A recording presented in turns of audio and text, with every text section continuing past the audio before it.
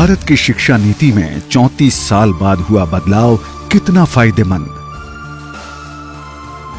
नई शिक्षा नीति से भारत की बेरोजगारी की दर पर क्या पड़ेगा प्रभाव? क्या भारत की नई शिक्षा नीति युवाओं को दे पाएगी रोजगार? ऐसे ही कई बिंदुओं पर करेंगे बात शिक्षाविदों के साथ। हमारे खास कार्यक्रम नई शिक्षा नीति पर बात अदीबा के साथ में सिर्फ सी न्यूज आगरा पर। देखिए हर सोमवार से शुक्रवार दोपहर 1 बजे सिर्फ सी न्यूज आगरा पर। नमस्कार दर्शकों, स्वागत है आप सभी का हमारे खास कार्यक्रम नई शिक्षा नीति पर बात अदीबा के साथ में, और आपके साथ मैं हूं अदीबा कामिल। दर्शकों, हमारे खास कार्यक्रम नई शिक्षा नीति पर बात में हम शिक्षाविदों के साथ चर्चा करते हैं नई शिक्षा नीति के बारे में कि आखिर ये 34 सालों बाद बदली गई शिक्षा नीति हमारे लिए कितनी लाभदायक साबित होगी। और आज इसी विषय पर चर्चा करने के लिए हमारे साथ हमारे स्टूडियो में एक और मेहमान मौजूद हैं, जिनके साथ में हम चर्चा करेंगे इस नई शिक्षा नीति पर। तो आइए आपकी मुलाकात कराते हैं आज के हमारे मेहमान से। आज हमारे साथ हमारे स्टूडियो में मौजूद हैं त्रिलोक सिंह राणा जी, जो कि चेयरमैन हैं ऑल सेंट स्कूल के, साथ ही साथ एग्जीक्यूटिव सेक्रेटरी हैं अप्सा के। तो त्रिलोक सिंह राणा जी, आपका बहुत बहुत स्वागत करना चाहेंगे हमारे स्टूडियो में। नमस्कार अदीबा जी, आपका और सी न्यूज के सभी दर्शकों का बहुत बहुत अभिनंदन, बहुत बहुत स्वागत करता हूं मैं। जैसा कि आपने बताया कि 34 साल बाद नई शिक्षा नीति गवर्नमेंट ने लागू की है, और ये नई शिक्षा नीति लागू करने का जो बेसिक रीज़न है वो है कि समाज में इन 34 साल में जो विभिन्न परिवर्तन आए हैं, क्योंकि हमारी शिक्षा समाज के साथ जुड़ी हुई है, हमारी शिक्षा पूरे विश्व के एक जो परिदृश्य है उसके साथ जुड़ी हुई है। तो जैसे जैसे उसमें चेंजेस आते हैं वैसे वैसे शिक्षा नीति में भी चेंज आना बहुत ज़रूरी है। जी बिल्कुल, आपने बिल्कुल ठीक कहा। जैसे जैसे चेंजेस आते हैं और चेंजेस करने से ही हम कुछ बहुत अच्छा भी कर पाते हैं। त्रिलोक सिंह राणा जी, आपसे जानना चाहेंगे, अगर हम लाभदायक चीजों की बात करते हैं तो इस नई शिक्षा नीति में, जो कि पहले अगर हम बात करें तो 1986 में पहली शिक्षा नीति जब बनाई गई थी, और उसके बाद अब ये बदलाव हुआ है लगभग 34 सालों बाद।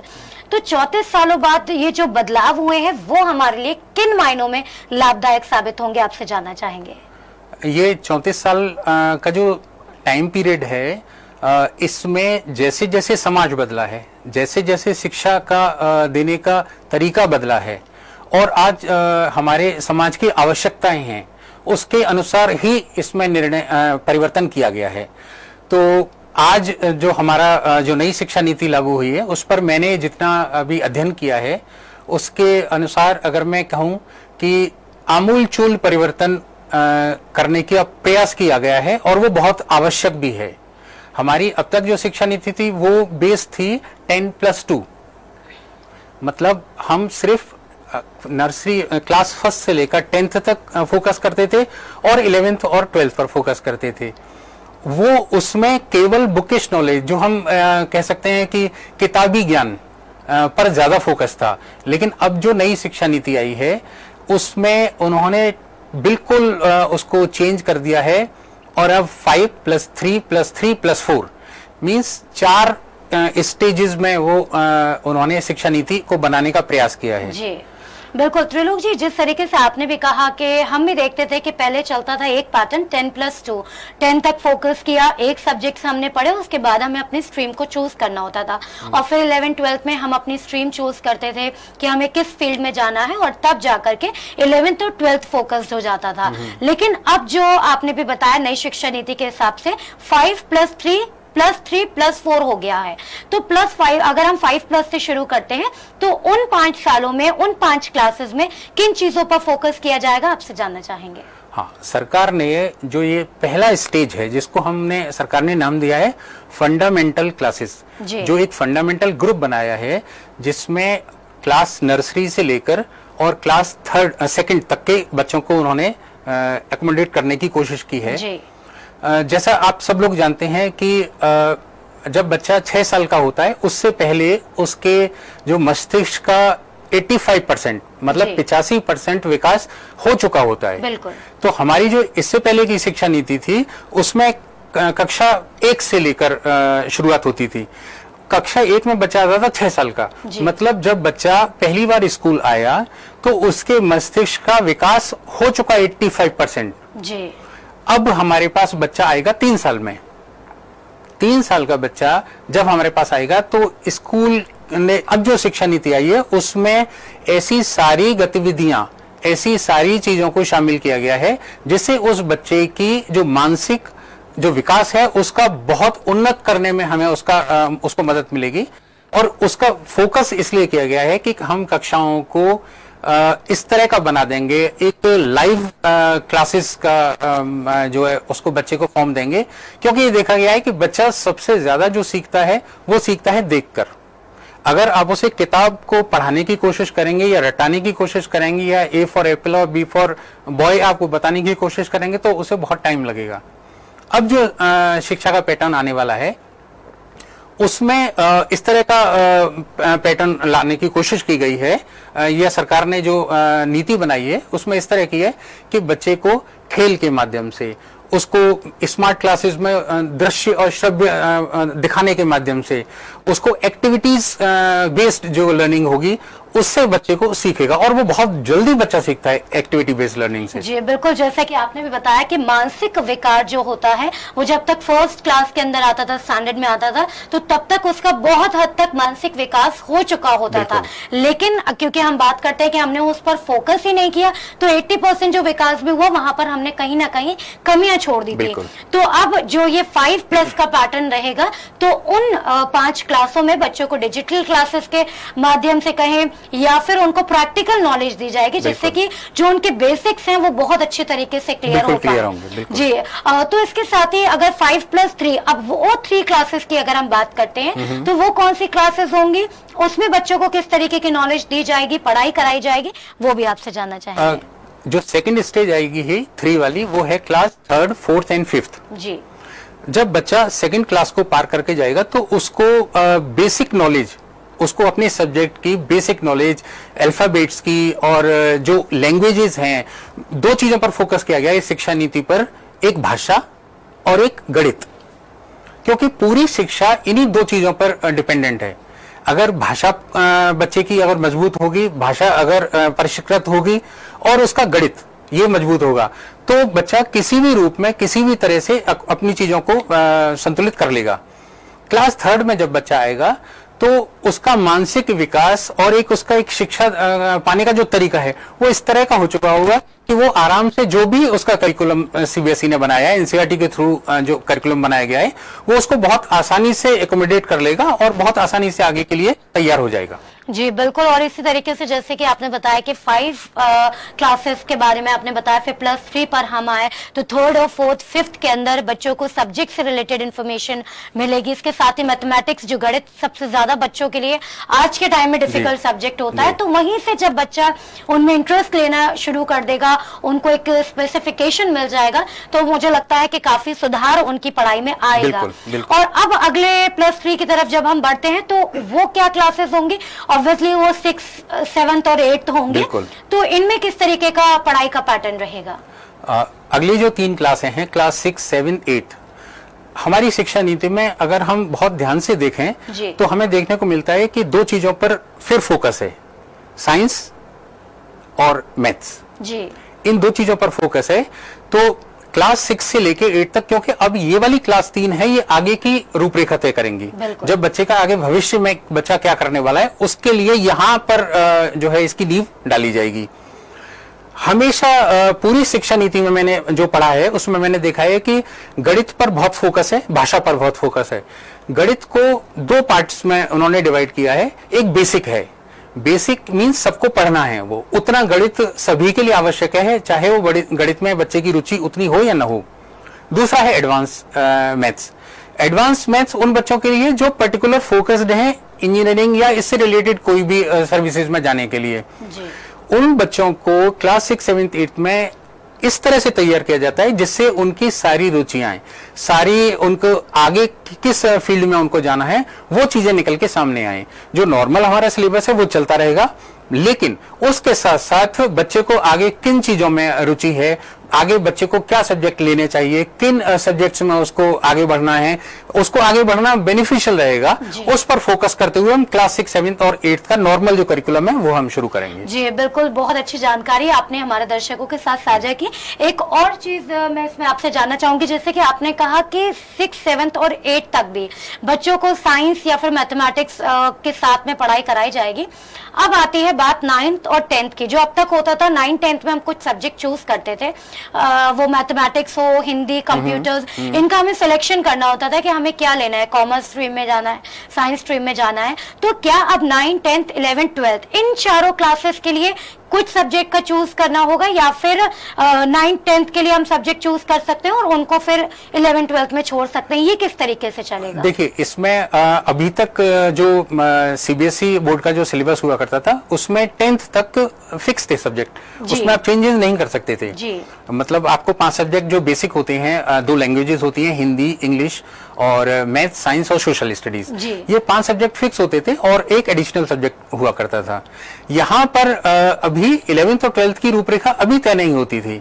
11th, 12th में बच्चा जाके अब आगे जब जाएगा तब उसे पता लगना है कि मुझे कॉमर्स स्ट्रीम लेनी है, मुझे साइंस स्ट्रीम लेनी है जी। हाँ, उन्होंने गणित को शिक्षा नीति में गणित को इन्होंने पिछले साल से ही एडवांस और फंडामेंटल 2 उन्होंने गणित के फॉर्म कर दिए हैं। तो अभी जो नई शिक्षा नीति आई है इसमें पूरे 4 साल का उन्होंने करिकुलम तैयार किया है।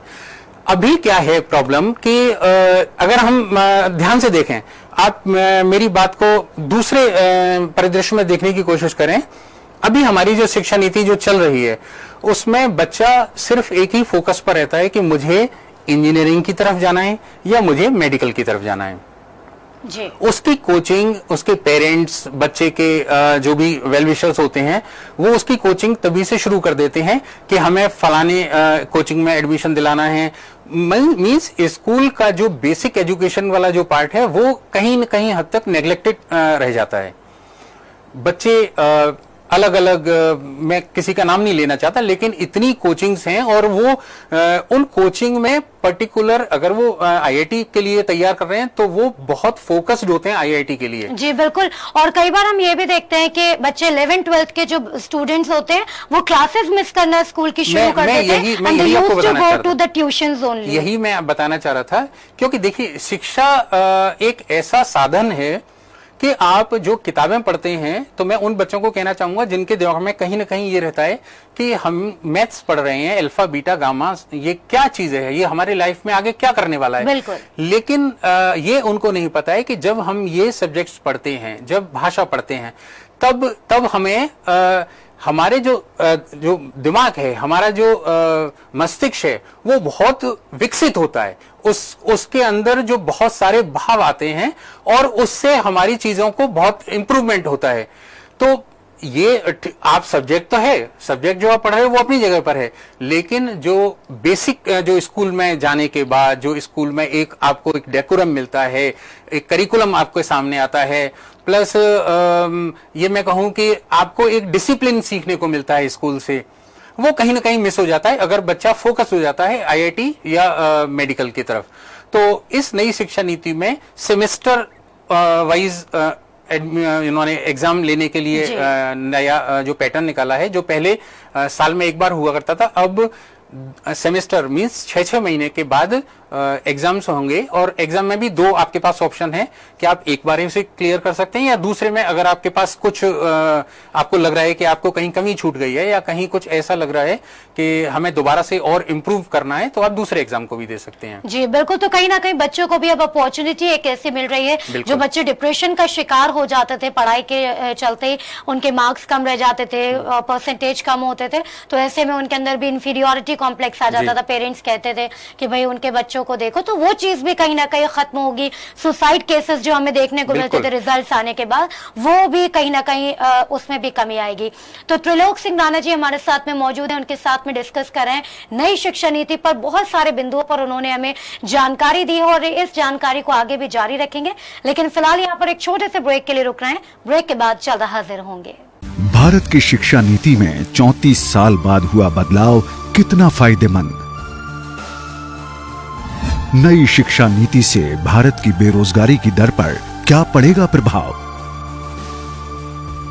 क्या भारत की नई शिक्षा नीति युवाओं को दे पाएगी रोजगार?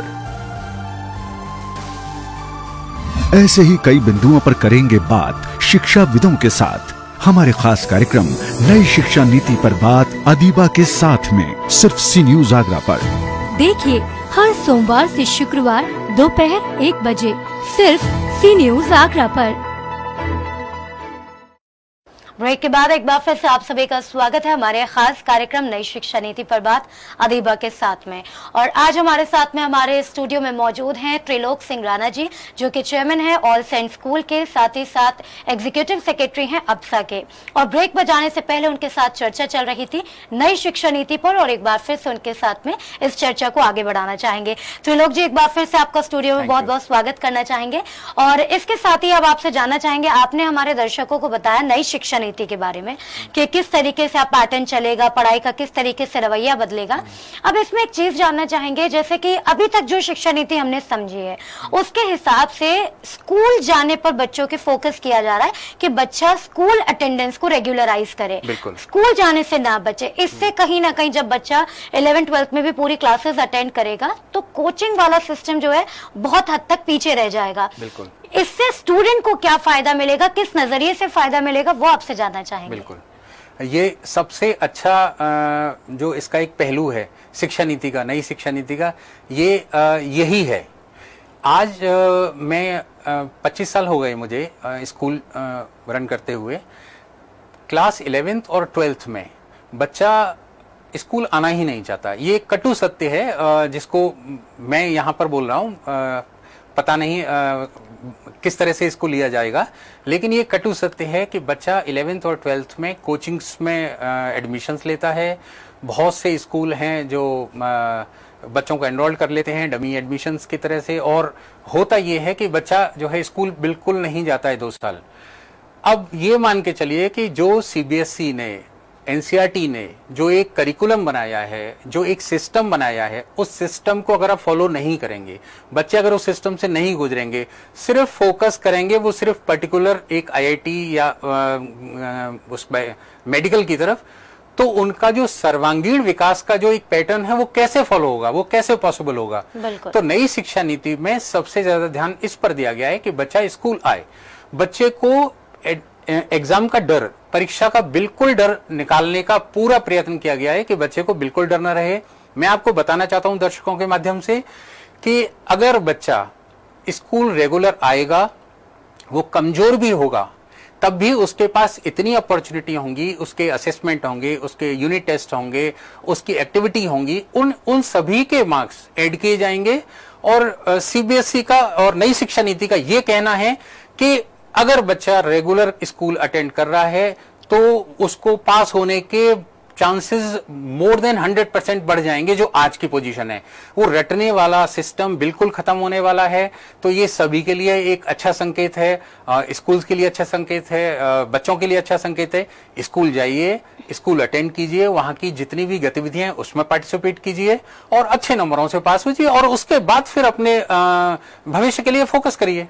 जी बिल्कुल, बहुत अच्छी जानकारी आपने दी। और कहीं ना कहीं ये होता था कि बच्चे अपना एक स्पेशलाइजेशन जो होता था उस पर फोकस करने के लिए कि हमें इंजीनियरिंग में जाना है, सिविल सर्विसेज में जाना है, तो उसको लेकर के 11th-12th में इस तरीके से प्रिपेयर हो जाते थे कि स्कूल एक तरफ हो गया और अब तैयारी जो है वो आगे की शुरू हो गई। तो कहीं ना कहीं, और कहा भी जाता है कि 11th-12th का जो सिलेबस होता है बच्चों का, वो लगभग वही फोकस्ड होता है कि आपको किस स्ट्रीम में जाना है, आप ऑप्ट कर लेते हो, वही पढ़ाई आपको स्कूल में कराई भी जाती है। इसके साथ ही आपसे जानना चाहेंगे कि अब ये जो नई शिक्षा नीति है, रोजगार से संबंधित अगर इस विषय पर चर्चा करें तो रोजगार से संबंधित क्या फायदे हमें इस शिक्षा नीति से मिल सकते हैं, वो आपसे जानना चाहेंगे। देखिए, जब इतनी चीजें विस्तृत रूप से बनाई गई हैं तो रोजगार को भी विशेष ध्यान रखा गया है कि शिक्षा नीति में बिल्कुल क्लियर है कि इस तरह का कोई पैटर्न न बनाया जाए कि बच्चे को शिक्षा लेनी है, पढ़ना है, एग्जाम देना है, पास होना है और उसके बाद बेरोजगार होकर समाज में घूमना है। ऐसा बिल्कुल भी नहीं है। यहां से क्लास 8th के बाद ही हम लोग ये देखना शुरू कर देंगे कि बच्चे का इंटरेस्ट किस चीज में है, और एडिशनल सब्जेक्ट्स वो हैं, उन एडिशनल सब्जेक्ट्स में एडिशनल जो उसकी रुचियां हैं, उन रुचियों की तरफ बच्चे को जो है प्रोत्साहित किया जाएगा, तो बच्चा उन सब्जेक्ट्स को ऑप्ट करेगा और 11th 12th में वो एडिशनल सब्जेक्ट जो वोकेशनल सब्जेक्ट लेगा, जिन सब्जेक्ट्स के माध्यम से उसको रोजगार, सीधे सीधे रोजगार मिल सके। तो ऐसे करके ये रोजगार के लिए भी बहुत ही एक बेनिफिशियल है। जी बिल्कुल। तो स्पेशलाइज, जिस तरीके से आपका यही कहना है कि स्पेशलाइज जब वो अपने जो भी स्ट्रीम वो ऑप्ट करता है उसमें हो जाएगा तो रोजगार पाना भी ऑब्वियस सी बात है उसके लिए आसान हो जाएगा। तो नई शिक्षा नीति में जो बदलाव हुए हैं वो काफी हद तक लाभदायक साबित होते हैं, लेकिन बात आती है इम्प्लीमेंटेशन की किसी भी चीज की। इंडिया में खास तौर में एक ट्रेंड है कि हम बहुत अच्छी अच्छी चीजों को इनोवेट कर लेते हैं, लेकिन जहां बात इम्प्लीमेंटेशन की आती है तो वहां हम शायद थोड़ा पीछे रह जाते हैं। तो इम्प्लीमेंटेशन की जब हम बात करते हैं तो ये नई शिक्षा नीति जो है ये कब तक इम्प्लीमेंट हो पाएगी, और धरातल पर जब ये आएगी, मूल रूप से इसका जब यूज करना इस्तेमाल होगा प्रैक्टिकल लेवल पर जब आएगी, तो क्या लगता है इसमें क्या क्या अमेंडमेंट्स होंगे? देखिए, जब इससे पुरानी शिक्षा नीति थी वो 1986 में आई थी और उसके बाद 6 साल तक उसमें धरातल पर आने के बाद 6 साल तक उसमें जो जो परेशानियां आई, उसके बाद 92 में अमेंडमेंट हुआ उसका फाइनली, और तब जाकर वो मूर्त रूप से जो है शामिल हो पाई। ऐसे ही अब नई शिक्षा नीति आ चुकी है, धरातल पर आएगी, उसमें जो जो परेशानियां आएंगी वो सभी के सामने आएंगी, सरकार उसका संज्ञान लेगी, और जहां जहां सरकार को लगेगा कि यहाँ ये प्रॉब्लम्स आ रही हैं या समस्याएं आ रही हैं, उन समस्याओं का निदान करके और उसके बाद उनको नए सिरे से उसको अमेंडमेंट करके और कर देंगे। उसमें कहीं कोई ऐसी दिक्कत नहीं आने वाली है।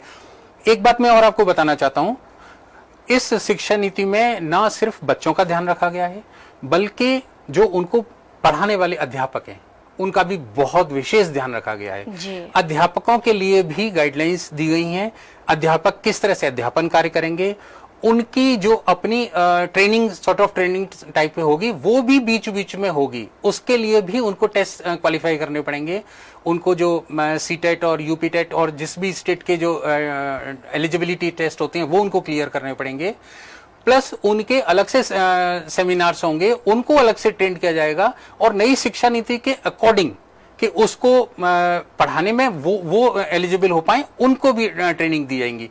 तो जब अध्यापक, जो कि ऑब्वियस है कि स्कूल का या बच्चों के लिए सबसे इंपॉर्टेंट रोल प्ले करते हैं, उनको भी अगर सरकार ने ध्यान में रखा है तो मुझे पूरी उम्मीद है कि थोड़े बहुत जो प्रॉब्लम्स आएंगी उनको अमेंडमेंट होने के बाद और बहुत अच्छी तरह से जो है ये लागू हो जाएगी और इसके रिजल्ट्स बहुत अच्छे आने वाले हैं। जी बिल्कुल। और इसके साथ ही एक और बात आपसे जानना चाहेंगे कि नई शिक्षा नीति में एक बहुत बड़ा बदलाव ये भी हुआ है कि अब हिंदी माध्यम का इस्तेमाल होगा, केवल इंग्लिश एक सब्जेक्ट के तौर पर पढ़ी जाएगी। तो क्या लगता है ये कितना फायदेमंद होगा, और क्या इंग्लिश को इस तरीके से पीछे छोड़कर जो इंडिया के अंदर ट्रेंड है कि हम उसे पढ़ा लिखा मानते हैं जो फटफट इंग्लिश बोलता है, तो ऐसे माहौल के अंदर जब हिंदी माध्यम से हम पढ़ेंगे और इंग्लिश केवल एक सब्जेक्ट के तौर पर पढ़ा जाएगा तो वो कितना हमारे लिए लाभदायक होगा? अब मैं इसमें मेरे विचार थोड़े से अलग हैं जी। बाकी लोगों से हो सकता है कि मेल नहीं खाते हों, लेकिन जो सरकार ने सोचा है वो काफी हद तक बहुत दूरगामी उसके प्रभाव देखने को मिल सकते हैं। प्राय ये देखा गया है कि बच्चा जब बोल नहीं पाता तब भी वो अपनी माँ की भाषा बहुत जल्दी समझ लेता है। माँ इशारों में क्या समझाती है वो भी वो समझ लेता है, माँ क्या बोल रही है वो भी वो समझ लेता है। मतलब घर में जो भी भाषा बोली जा रही है वो बहुत अच्छी तरह से समझ के और अडॉप्ट कर लेता है। सरकार ने अब नई शिक्षा नीति में भाषा पर विशेष ध्यान दिया है। मतलब भाषा का इतना बड़ा रोल है कि जिसकी हम लोग कल्पना नहीं कर सकते थे। सरकार ये चाह रही है कि इस शिक्षा नीति में भाषा पर हम इतना फोकस करें कि जो बच्चे की प्राथमिक जो शिक्षा है, मतलब जो पहला जो चरण है 5 वाला जो मैंने बोला था, जिसमें नर्सरी से लेके क्लास 2 तक है, वो उसकी मातृभाषा में हो। अब मातृभाषा, अगर हम आगरा में बैठे हैं तो यहाँ मातृभाषा हिंदी है, लेकिन यही अगर हम तमिलनाडु के किसी शहर में चले जाएं या गांव में चले जाएं तो वहाँ की मातृभाषा तमिल है, या हम आंध्र प्रदेश में चले जाएं तो वो तेलुगु है। तो जहां भी जो भी स्कूल में जो पढ़ाया जाएगा वहां उनकी मातृभाषा, क्योंकि बच्चे सबसे ज्यादा कंफर्टेबल होते हैं या बच्चे सबसे ज्यादा सीखते हैं या सीखे हुए होते हैं वो मातृभाषा में होते हैं। एक मातृभाषा चलेगी। ये एक्चुअल में त्रिभाषा एक फॉर्मूला है। त्रिभाषा मीन्स 3 ऐसी भाषाएं हैं। पहली मातृभाषा जो उसके मदर टंग जिसको बोलते हैं, दूसरा उस एरिया की, उस जगह की जो एक प्रचलन में भाषा है वो, तीसरी इंग्लिश, क्योंकि इंग्लिश एक ऐसा सब्जेक्ट है, एक ऐसी भाषा है कि जो हमको दुनिया से जोड़ती है। लेकिन मैं माफी मांगते हुए बात कहना चाहूंगा कि अगर हम बहुत सारे देशों की बात करें जो बहुत उन्नत हैं और जिन्होंने विश्व पर आज राज्य कर रहे हैं, चाइना ने आज की जो पोजीशन है वो किसी से छुपी नहीं है। वहां इंग्लिश कोई जानने वाला नहीं है, वहां उनकी जो लोकल भाषा है मैंडरिन, उसी भाषा में उनकी सारी हायर एजुकेशन, टेक्निकल जो उनकी बुक्स हैं वो सारी चाइनीज भाषा में है। जापान उनकी जापानीज भाषा में है। क्या चाइना और जापान उन्नतशील देश नहीं है? बिल्कुल। क्या वो इंग्लिश पढ़ने से ही ऐसा हुए हैं? ऐसा बिल्कुल भी नहीं है। सरकार ने इस शिक्षा नीति में एक काम और किया है कि सारी जो भी हमारी किताबें हैं जो इंग्लिश में हैं अभी, उनको ट्रांसलेशन भी करना शुरू कर दिया। मींस वो अब किताबें 2 भाषाओं में आने वाली हैं, वो उनकी मातृभाषा में जी, और प्लस मतलब हिंदी अगर है तो जो मेजोरिटी की भाषा है हिंदी और इंग्लिश दोनों में, मतलब एक ही किताब में दोनों ही भाषा में उसको समझाया जाएगा, जिससे कि बच्चे को वो एकदम उसको ये न लगे कि मुझे अब मातृभाषा से अचानक मैं इंग्लिश पे आ गया हूं तो ये क्या हो गया, मेरी क्यों समझ में नहीं आ रहा है। तो एक ये भी रीजन है कि सरकार ने भाषा पर बहुत अच्छी तरह से ध्यान दिया और बहुत फोकस्ड है। तो मुझे नहीं लगता कि भाषा का कोई बहुत ज्यादा ऐसा फर्क पड़ने वाला है। और हाँ, इंग्लिश एक बहुत इंपॉर्टेंट भाषा है, इस बात से भी हम जो है किसी तरह से भी इनकार नहीं कर सकते हैं, क्योंकि ये हमको दुनिया से जोड़ता है। जी बिल्कुल। तो कहीं ना कहीं इंग्लिश जो एक एज ए सब्जेक्ट, एक नॉर्मल सब्जेक्ट के तौर पर पढ़ा जाएगा, तो उससे इंग्लिश की भी बेसिक नॉलेज जो है वो बच्चों को मिल पाएगी, इंग्लिश भी सीख पाएंगे। इसके साथ ही साथ जो हमारी मातृभाषा है हिंदी जो है, तो उसको प्रमोट करने के लिए और वर्ल्ड लेवल, मतलब अब अगर पूरे इंडिया लेवल की बात की जाए तो उसे प्रमोट करने के लिए भी मातृभाषा का इस्तेमाल बढ़ाने को लेकर जोर इस नई शिक्षा नीति में दिया गया है। अब आपसे एक बात जानना चाहेंगे, हमने शिक्षा नीति पर बात की काफी सारी कि क्या शिक्षा नीति है, इसमें क्या बदलाव हुए हैं, कैसे फायदेमंद होंगे, तमाम बिंदुओं पर चर्चा की। लेकिन शिक्षा नीति लागू तब हो पाएगी जब स्कूल्स रीओपन होंगे, और कोरोना काल एक ऐसा वक्त है जिसके बारे में हमने कभी तस्वुर भी नहीं किया था कि ऐसा कोई वक्त आएगा। तो अब इसको लेकर आप क्या कहना चाहते हैं, स्कूल रीओपनिंग को लेकर आपका क्या मत है, वो आपसे हम जानना चाहेंगे हमारे चैनल के माध्यम से। आपने मेरी दुखती रग पे हाथ रख दिया है। ये कोरोना काल असल में किसी ने सोचा नहीं था, सपने में भी नहीं सोचा था कि एक दिन ऐसा आएगा कि जिन मोबाइल्स को हम स्कूल में बैन कर देते थे और मोबाइल पकड़ा जाता था तो बच्चे के पेरेंट्स को बुलाकर हम बात करते थे, उसी मोबाइल से हम शिक्षा दे रहे होंगे। और वो मोबाइल आज शिक्षा का एक साधन ऐसा बन गया है कि बिना उसके शिक्षा की कल्पना नहीं की जा रही आज के परिदृश्य में। लेकिन मुझे पूरी उम्मीद है कि जैसे जैसे टाइम बीतेगा, सरकारी नीतियां आ रही हैं, सरकार जो भी नीतियों को बना के हमारे सामने रख रही है हम उसका पालन कर रहे हैं। ये इस समय मजबूरी है, और ये जो ऐसा एक विषम परिस्थिति आ गई है ये भी दूर होंगी। कोरोना भी आखिर हारना पड़ेगा, क्योंकि सरकार की और हमारी जो जी विषय है उससे इसको भी जो हारना पड़ेगा। जल्दी से हम उम्मीद करेंगे कि वैक्सीन आए या और भी जो भी प्रिकॉशन ले सकते हैं वो लें, और हम कुछ भी करें लेकिन हम अपने बच्चों के साथ खिलवाड़ नहीं कर सकते हैं। तो मेरा अपना ये मानना है कि जब तक इस वायरस का पूरी तरह से खात्मा ना हो जाए तब तक स्कूल को फिजिकली ओपन करना बिल्कुल संभव भी नहीं है, और मैं इसको सही भी नहीं मानूंगा। जी बिल्कुल, बिल्कुल ठीक बात आपने कही कि क्योंकि एक तरीके से अगर हम बच्चों को आज के वक्त में बोल देते हैं कि आप स्कूल जाओ तो एक तरीके का वो एक्सपेरिमेंट कहलाएगा, क्योंकि वैक्सीन अभी तक कोई बन नहीं पाई है और लगातार जो कोरोना के केसेस हैं वो बढ़ते जा रहे हैं। तो जब तक हम कोरोना की कोई दवाई नहीं बना लेते, एक पूर्ण रूप से एक वैक्सीन नहीं बन जाती, सक्सेसफुल वैक्सीन जिसको कहेंगे वो नहीं बन जाती है, तो तब तक बच्चों को स्कूल भेजने के बारे में मुझे भी यही लगता है कि हमें सोचना नहीं चाहिए। फिलहाल शिक्षा नीति पर बात कर रहे थे त्रिलोक सिंह राणा जी के साथ में, उनका बहुत बहुत शुक्रिया अदा करना चाहेंगे। तो त्रिलोक जी बहुत बहुत आपका शुक्रिया अदा करना चाहेंगे, आप हमारे स्टूडियो में आए और नई शिक्षा नीति से संबंधित आपने हमारे दर्शकों को इतनी महत्वपूर्ण जानकारी दी। अदिबा जी, आपको सी न्यूज़ के सभी व्यूअर्स हैं उनको मेरा भी बहुत बहुत शुक्रिया कि आपने मुझे यहाँ आमंत्रित किया, एक ऐसे विषय पर चर्चा के लिए मुझे आमंत्रित किया जो अभी लागू होने वाला है और स्कूलों के लिए उसका एक विशेष स्थान है जी। तो आपका भी बहुत बहुत शुक्रिया, सी न्यूज़ का बहुत बहुत शुक्रिया। जी बिल्कुल, तो त्रिलोक सिंह राणा जी आपका बहुत बहुत शुक्रिया तमाम जानकारी के लिए। और हम अपने दर्शकों को बता दें, त्रिलोक सिंह राणा जी जो कि चेयरमैन है ऑल सेंट स्कूल के, साथ ही साथ एग्जीक्यूटिव सेक्रेटरी हैं अप्सा एसोसिएशन के, उनके साथ में आज हमने हमारे इस खास कार्यक्रम में चर्चा की नई शिक्षा नीति के बारे में। उन्होंने हमें बताया कि इस नई शिक्षा नीति में जो बदलाव किए गए हैं वो यकीनन हमारे लिए बहुत लाभकारी साबित होंगे, लेकिन वक्त पर जब इस नई नीति को लागू किया जाएगा, इम्प्लीमेंटेशन की बारी आएगी, तो उस वक्त इसके अंदर कुछ अमेंडमेंट जाहिर तौर पर हो सकते हैं। तो फिलहाल इसी के साथ में आज हमारे इस एपिसोड में इतना ही। अगले एपिसोड में फिर हाजिर होंगे, इसी विषय पर कुछ और शिक्षाविदों के साथ में चर्चा करेंगे। फिलहाल मुझे दीजिए इजाजत, नमस्कार। भारत की शिक्षा नीति में 34 साल बाद हुआ बदलाव कितना फायदेमंद। नई शिक्षा नीति से भारत की बेरोजगारी की दर पर क्या पड़ेगा प्रभाव? क्या भारत की नई शिक्षा नीति युवाओं को दे पाएगी रोजगार? ऐसे ही कई बिंदुओं पर करेंगे बात शिक्षाविदों के साथ हमारे खास कार्यक्रम नई शिक्षा नीति पर बात अदीबा के साथ में, सिर्फ सी न्यूज़ आगरा पर। देखिए हर सोमवार से शुक्रवार दोपहर 1 बजे सिर्फ सी न्यूज़ आगरा पर।